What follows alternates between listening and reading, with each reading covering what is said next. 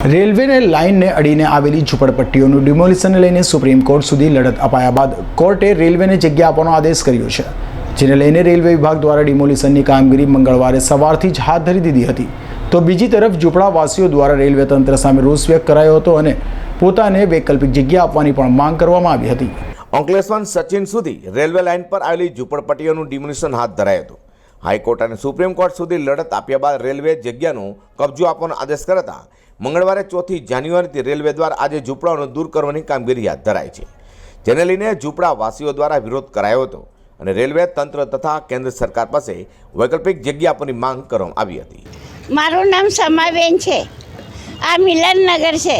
આજે ડેમોલેશન કરવામાં આવ્યું તો તમને ઘર અમે એમ કહેવા માંગીએ છીએ કે અમને ઘરના બદલે ઘર જોઈએ. અમારા બચ્ચા જીના નાના નાના આમ તેમ થઈ ગયા.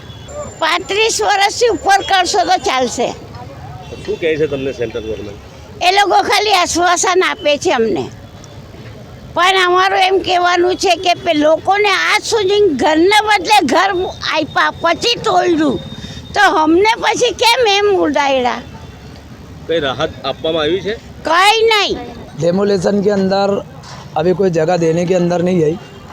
ये रेलवे की जगह थी जिसके अंदर हम लोग आज 35 बरस से यहाँ रहते हैं और ये केस हाई कोर्ट में चालू था जो 2021 के अंदर अभी ये खलास हो गया था. उसके बाद में डायरेक्ट रेलवे वालों ने ये मकान तोड़े और उसके बाद में हमने सुप्रीम कोर्ट के अंदर पिटीशन दाखिल करी. सुप्रीम कोर्ट के अंदर ये मैटर 4 महीने चला. 4 महीने के बाद में टाइम दिया गया कि भाई 2 तारीख को डेमोलेशन होगा और ये कहा गया कि 2000 रुपये आपको मिलेंगे. मैं ये कहना चाहता हूँ कि 2000 रुपये तो मिलेंगे, पर वो कब मिलेंगे? चलो वो मिले 2000 रुपये में आज क्या होता और 2000 की क्या चीज़ है? आज 10,000 रुपये डिपाजिट है, 5-5 हज़ार रुपये भाड़े. ये गरीब लोग जावे तो कहाँ जावे? पैसे मिलेंगे तब के तब. अभी इन लोगों का खाने का ठिकाना नहीं, ये बेचारे को रहने की व्यवस्था नहीं. तो मेरा ये अनुरोध है सरकार से कि इन लोगों को कम से कम कुछ खाने की, कुछ रहने की. आज मुख्यमंत्री आवासों के अंदर हज़ारों घर खाली पड़े, उसके फॉर्म निकल रहे, 100 रुपये भरना पड़ता, 20,000 रुपये डिपॉजिट देना पड़ती. तो मेरी हमारे प्रधानमंत्री से एक ही गुजारिश है और रेलवे से कि जो मुख्यमंत्री योजना के फॉर्म है इन गरीबों को देकर उनको घर दो. इसमें सरकार की लापरवाही तो है, पर इसमें ये जगह सेंट्रल गवर्नमेंट के अंदर आती थी जो हम रहते थे ना 35 साल से.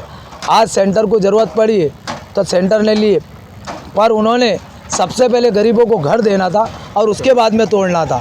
इन्होंने पहले डेमोलेशन किया और बाद में कितने घर टूटे आज लगभग यहाँ पे 100 घर का डेमोलेशन हुआ.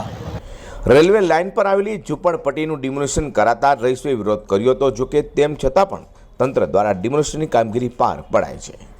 અઝર કુરેશી સાથે હર્ષદ સેઠા.